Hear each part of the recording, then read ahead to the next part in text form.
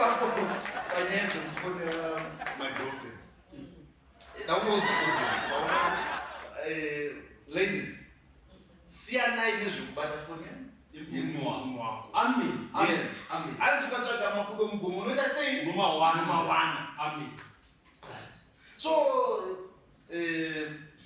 there was this other lady futhi anditi akafonera girlfriend yemurume wacho but akafona asingazivi aida kungoita verify. Yes, wazviona manje saka phone paikaringa girlfriend akadera hello iye apa achiti apadera hello ndingani anditi zvakanzi girlfriend mai makakwana handiti ndimafoni saka mafoni amuda kuziva kuti ndinani ini ndotobvunza inini kuti ndimi ani zvikanzi okay iyo haunzi aberewe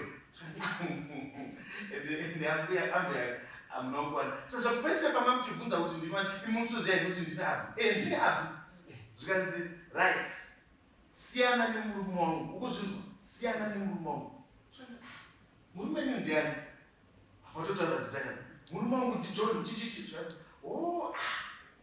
asi makamuka zvikanzi ndakamuka zvikanzi ayo ndikudaro nokuti murume wenyu akanditi mukadzi wangu akafa saka ndakabva ndamuramba ndisada kuti inini handana nechi nevarume vanhu vakafirwa nevakadzi handiti zvikanzi asaka kana zvakadaro siyana nazvo zvikanzi manje handichatosiyana naye because inini kana ndakataura kuti handidana nevarume vakafirwa sezvo musina kufaka saka ndakutodanana naye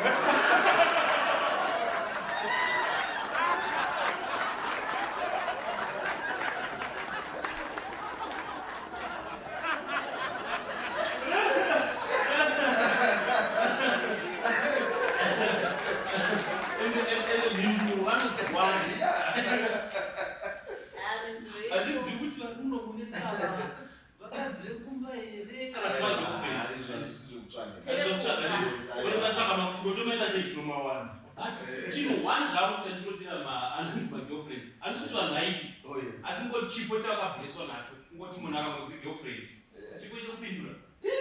chipo chekupindura nacho tawo same nyaya yawataura iyoyo but kuti mhinduro ndo dzakazosiyana sezvo zvakaita vanhu vakasiyana akatora foni yemurume mukadzi ndokubva foni